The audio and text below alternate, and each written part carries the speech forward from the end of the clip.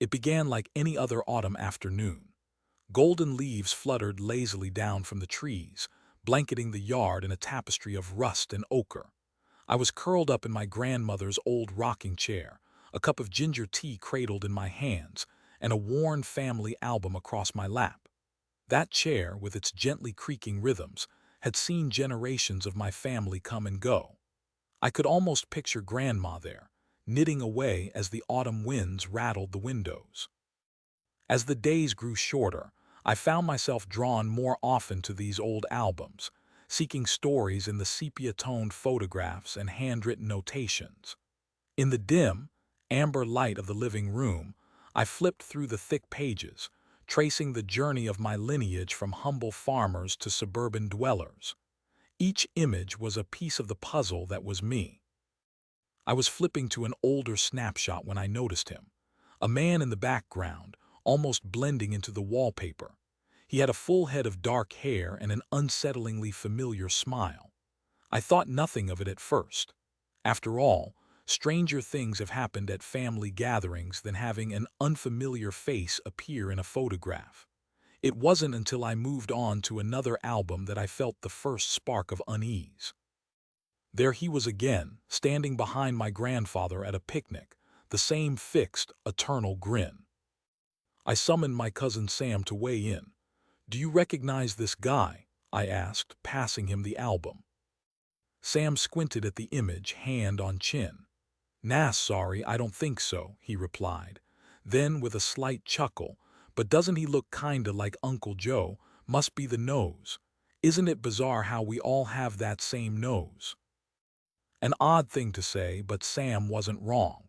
Our family had for generations shared the same distinctive, slightly upturned nose. It was a feature I'd grown used to seeing in the mirror, but in this stranger's face, it took on a different meaning, more deliberate somehow.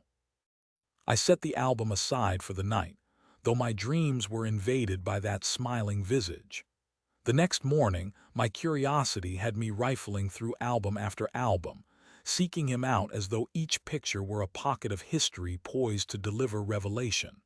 Sure enough, he appeared across the decades, an ageless spectral witness to our family saga. There he was, lurking behind the hydrangea in my parents' wedding photos, peeking out from the crowd at my grade aunt's graduation, and even more unsettlingly, smiling directly at the camera in my first birthday portrait. I laid the albums out on the dining table, unable to ignore the growing dread at the pit of my stomach. It was no longer a question of whether he belonged to our family, but of how deep his involvement ran. I traced his face from photograph to photograph, feeling like I should recognize him, despite knowing full well that I didn't. None of us did. For weeks, the stranger haunted my waking hours. I'd catch glimpses of him out of the corner of my eye, waiting at the bus stop, standing in line at the grocery store, although on turning he would always vanish into the blur of the crowd. The etchings of worry must have shown on my face, as friends began to comment on my distracted demeanor. They couldn't understand the creeping sensation of being unmoored from the reality of one's own familial history, nor the spectral tinges creeping into the corners of my vision. One evening, my curiosity manifested a mind of its own, dipping into the depths of lore and genealogy sites on the internet. The search engine was flooded with versions of the same inquiry, ancestral figures reappearing in modern photographs, family stranger in old photos, ancestral doppelgangers. All the answers were equally vague or filled with contrived pseudoscientific theories. Yet in the dead of night, as the wind howled outside my window, one word stood out: Watcher.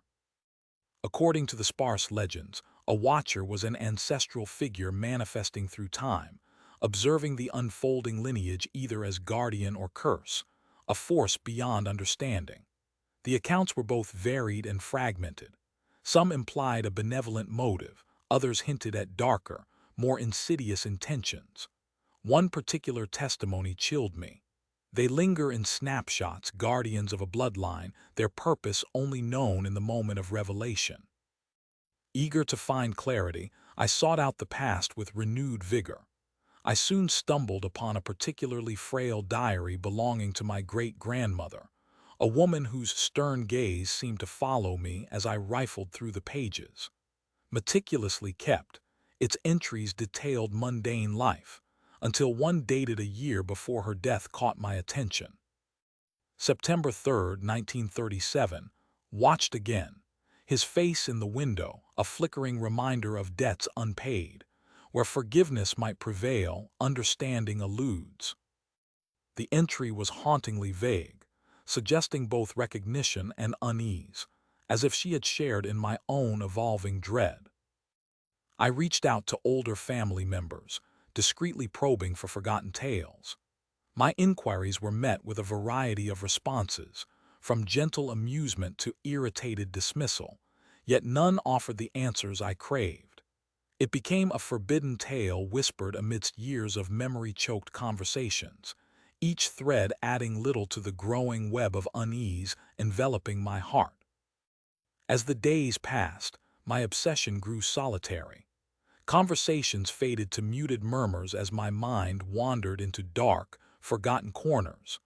I began rummaging through more family mementos, seeking some missing piece of the puzzle, an object or note linking the stranger to our familial line.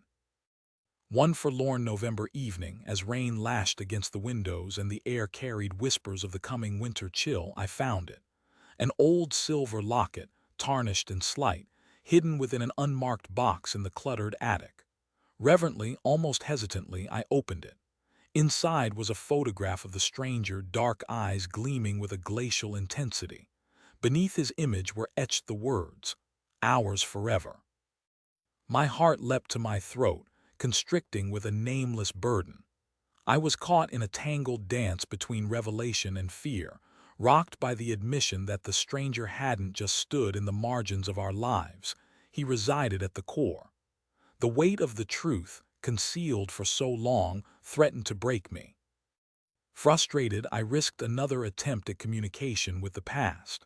Late one night, as clocks ticked solemnly through a lethargic cadence, I held a candle-lit vigil in the attic, surrounded by photos, journals, and that inscrutable silver locket. In a voice choked with hopes and terror, I called out a question across the rift between worlds. "Why do you linger?" My voice never echoed back up the darkened stairs, but in the silence that followed, comprehension dawned. The watcher wasn't merely a phantom. It, or he, was the keeper of our family's legacy, shaped by the choices we made, entwined with our destiny yet omnipresent amid the delineating lines of time.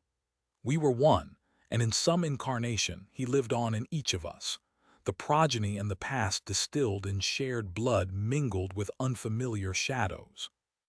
The stranger's purpose might forever remain veiled, yet ironically, I felt a new peace among the shivering webs of uncertainty.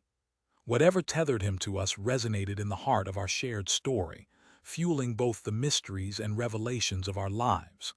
The watcher, the silent keeper of our history, would remain embedded in each face and form, a witness to the future unfolding, for as long as our blood told its tale.